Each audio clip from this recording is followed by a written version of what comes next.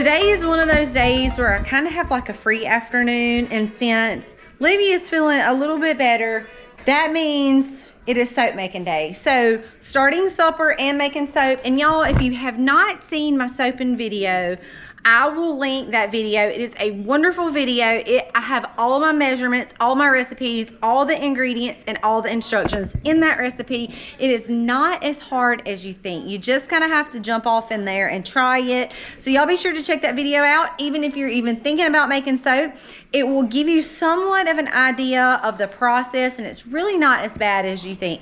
So that is my plans for today. We are getting supper made. I already have dessert made. We got key lime pie in the refrigerator outside, but I have pulled my soap making stuff out because it is soap making time.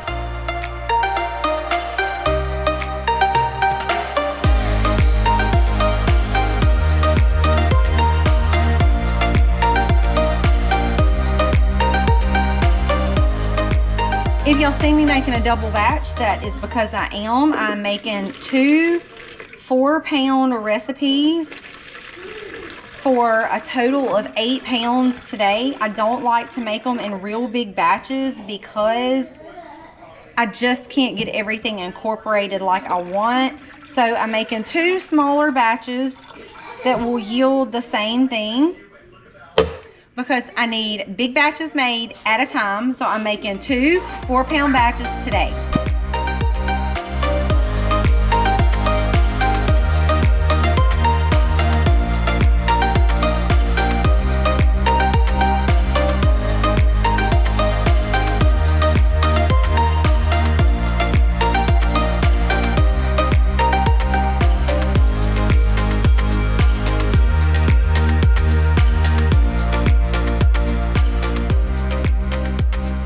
Yes, this is a 5-gallon bucket of coconut oil that you see me with. And I buy this. I'm downsizing it in one of the smaller containers, but I have found that honestly, the cheapest way for me to go is buying the Azure Market organic coconut oil.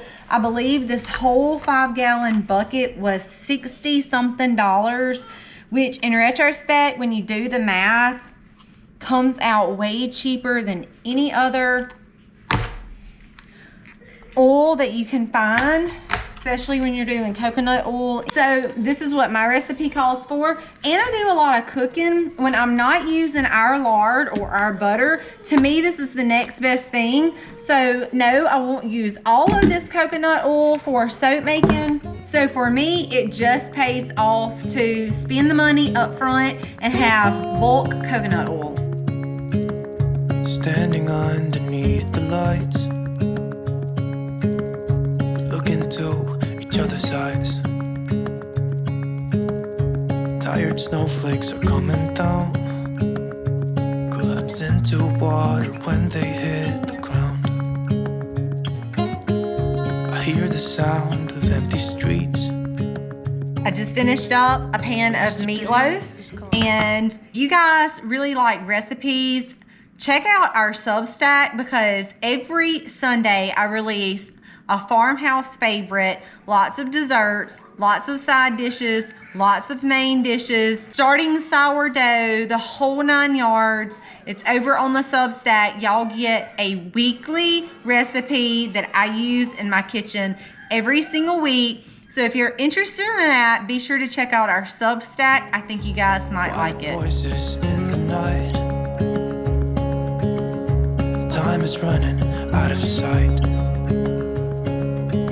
A lonely wind is passing by, tries to carry all the whispers that it finds. The walls are listening when we talk, making echoes as we walk. There's no one left but you and me. It's like a made-up place that only we can see.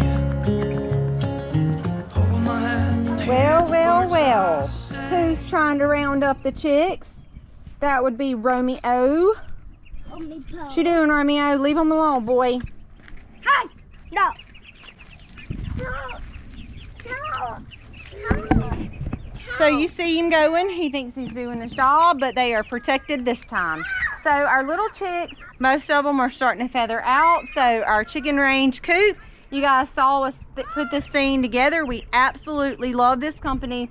If you missed that video, you guys, please be sure to go back and check that out, because you're not going to want to miss this, especially if you're interested in starting off. I mean, these are fresh chicks and they are safe in this coop.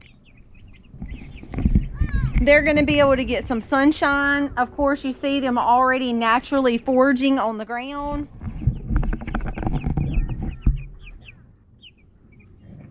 Now, one thing out here, I do run my heat lamps because there's a handy dandy little bar right up there, and I can wrap. I literally take the cords and wrap them around so many times they can't move. Run an extension cord out here, and I don't really have to worry about them getting knocked down because of the way I have them set up. And it's not close on my house. Now, that was my main concern with where my brood box was, is setting a heat lamp up, making sure it was secure enough, and if something did happen, it was literally attached to my house, which if it was to cause a fire, that would be a problem. So out here, don't have to really worry about that. It's on the grass, but it wouldn't be like setting our whole house ablaze. And it is a little ways away from the house. So with all that being said, that's what's going on the homestead today. I was able to finally get some of the things accomplished that I needed to do. What are you doing up here, girl? What are you doing? Huh? Are you that excited? You want to jump up here, huh, on the swing? Are you going to swing with us? Girl! She is excited. So I guess sometimes we just have to remember things don't always go our way. You know, I had planned on doing a lot of the stuff that I did today on the last video that you guys saw, but sometimes things just don't happen the way we want them to, and that's okay. One thing we're not in control of, and that's time. I do think it is wise to use your time wisely, but when the time comes to take care of your children, to be able to sit down when they don't feel good, soak in those memories, love on them and nurture them, there's always time for that. So although I was put behind a little bit on getting some of the things done that I needed to get done, they still got done. It might not have been what I would consider my time frame, but that's okay. It still got done. Even though today is another day, it still got done. And with all that being said, you know what, y'all? Happy homesteading. Look into each other's eyes. There's no one left but you and me. It's like a made-up place that only we can see.